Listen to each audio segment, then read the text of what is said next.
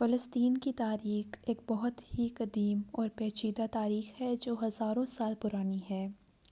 فلسطین دنیا کے ان چند علاقوں میں سے ہے جہاں سے تین بڑے مذاہب یہودیت، عیسائیت اور اسلام نے جنم لیا۔ فلسطین پر مختلف ادوار میں مختلف حکمرانوں نے حکومت کی ہے، جن میں قدیم مصری، قدیم اسرائیلی، فارسی، رومی، اسلامی، مقدونی، صلیبی حکمران شامل ہیں۔ اگر قدیم زمانے کی بات کی جائے تو رومی سلطنت نے 63 قبل مسیح میں اس علاقے کو فتح کیا اور اس کا نام بدل کر یہودا رکھا۔ یہودی رومن جنگیں اور یروشلم کی تباہی اور یہودیوں کے منتشر ہونے کا باعث بنی، جس سے یہودیوں کا ڈاعا سپوارہ شروع ہوا۔ بازنطینی اور ابتدائی اسلامی دور 4 سے 7 صدی عیسوی رومی حکومت کے بعد فلسطین بازنطینی سلطنت کا حصہ بن گیا۔ عیسوی 638 میں عرب مسلمانوں نے خلیفہ عمر کی قیادت میں یروشلم پر قبضہ کر لیا، جس سے خطے میں اسلامی حکومت کا آغاز ہوا۔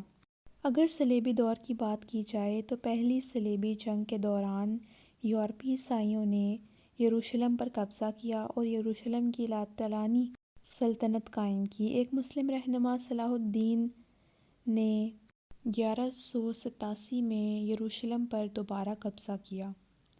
اور اگر عثمانی حکومت کی بات کی جائے تو فلسطین 400 سال سے زائد عرصے تک عثمانی حکومت کے تحت رہا۔ اس دوران مقامی آبادی میں عرب، یہودی اور عیسائی شامل تھے۔ 19ویں صدی کے اواخر میں یہودیوں کی نقل مکانی میں اضافہ دیکھا گیا، جو صہیونی تاریخ کی وجہ سے چلی، جس نے فلسطین میں یہودیوں کا وطن قائم کرنے کی کوشش کی۔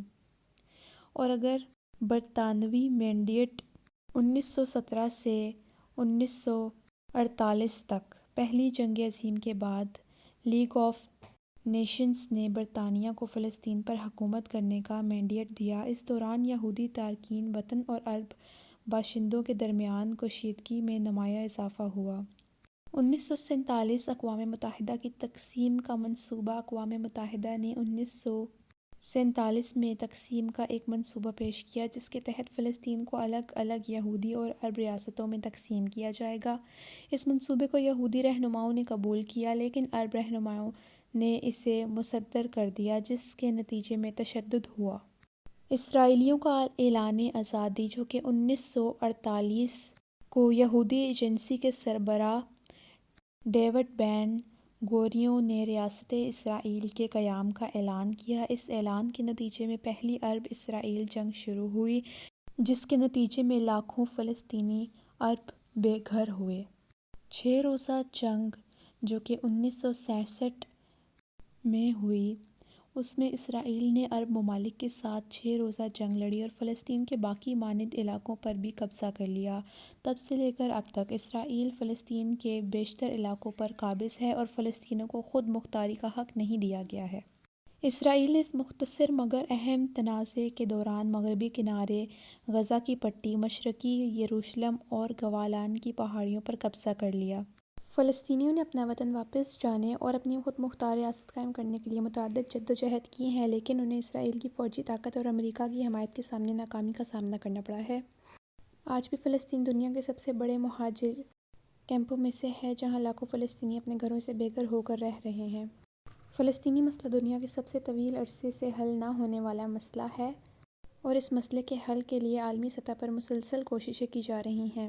فلسطین کی تاریخ ایک المناک تاریخ ہے، جس میں فلسطینیوں نے بہت سے ظلم اور ستم برداشت کیے ہیں، لیکن فلسطینیوں نے اپنی آزادی اور اپنا حق خودار ادیت کے جدوجہد جاری رکھی ہوئی ہے اور یہ جدوجہد ایک دن ضرور کامیاب ہوگی۔